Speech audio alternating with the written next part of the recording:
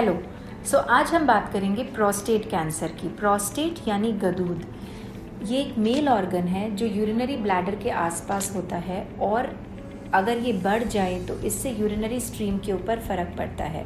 Prostate या गदूद का disease is very common और एडवांसिंग एज के साथ यूरिनरी प्रॉब्लम्स मेल्स में आती हैं। मोस्ट ऑफ द टाइम्स ये यूरिन पास करने में दिक्कत, यूरिन पास करने में ज़ोर लगाना, स्ट्रीम वीक होना या प्रॉपरली यूरिन पास ना होना, यूरिनरी ब्लैडर कम्प्लीटली इवैक्यूएट ना होना के फॉर्म में होता है। इसकी वजह से रिपीटेड इन्फेक्शंस भी हो सकते हैं।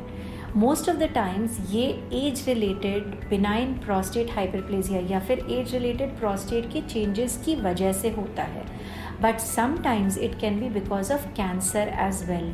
अगर ये सिम्टम्स हैं तो फिर further evaluation with a urologist और a urosurgeon needs to be done, जिसमें एक PSA टेस्ट किया जाता है, ब्लड में टेस्ट, एक अल्ट्रासाउंड किया जाता है टू अंडरस्टैंड कि प्रोस्टेट कितना एनलार्ज्ड है, उसका क्या साइज़ है, यूरिन पास करने के बाद कितना यूरिन यूरिनरी ब्लैडर में रह रहा है और स्ट्रीम कैसी है। अगर PSA नॉर्मल होता है और ये सारे सिम्टम्स बिनाइन प्रोस्टेट डिजीज़ के वजह से होते हैं तो फिर इसका डिज़ीज़ मोस्टली मेडिकल और अगर रिक्वायर्ड होता है तो सर्जिकल होता है। बट अगर PSA हाई होता है या फिर सस्पिशन होता है कि कैंसर हो सकता है तो फिर इसकी फर्दर टेस्टिंग करनी पड़ती है, जिसमें सबसे इम्पॉर्टेंट बायोप्सी होती है। बायोप्सी में कुछ टिश्यू प्रोस्टेट से निकाला जाता है और माइक्रोस्कोपिकली एग्जामिन करके उसके बारे में समझा जाता है कि वो किस तरह के सेल्स हैं, उसका ग्लीजन स्कोर या उसका ग्रेड कैसा है, और वो कंफर्म किया जाता है कि वो प्रोस्टेट कैंसर है। फिर MRI टेस्टिंग कर उसकी स्टेज बनाई जाती है। PSA में पेट करके ये समझा जाता है कि वो बॉडी में कहीं और तो नहीं फैला।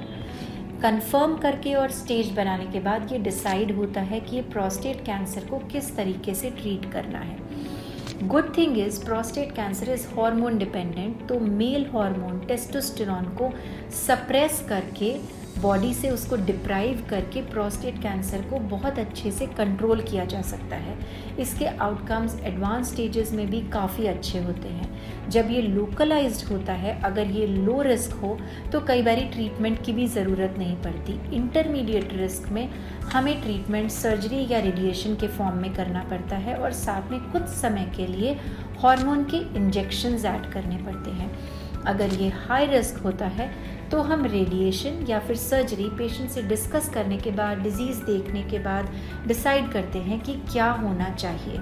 सर्जरी और रेडिएशन दो मोडालिटीज़ हैं जिनके अपने अपने साइड इफ़ेक्ट्स या प्रोज एंड कॉन्स हैं। पेशेंट के साथ डिस्कस करके ये समझा जाता है कि पेशेंट की क्या प्रेफरेंस है, किस मोडालिटी से क्या साइड इफ़ेक्ट होने के रिस्क हैं, और उसके अकॉर्डिंग डिसीजन लिया जाता है। साथ में हार्मोनल थेरेपी चलती है। ये करने के बाद कंट्रोल रेट्स काफ़ी अच्छे होते हैं।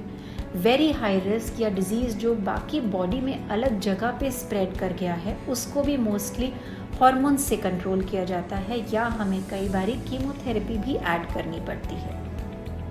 Important point to remember is, अगर आपको यूरिनरी प्रॉब्लम्स हो रही हैं with advancing age, most likely ये बिनाइन है, यानी कि non cancerous age related prostate का डिजीज़ है।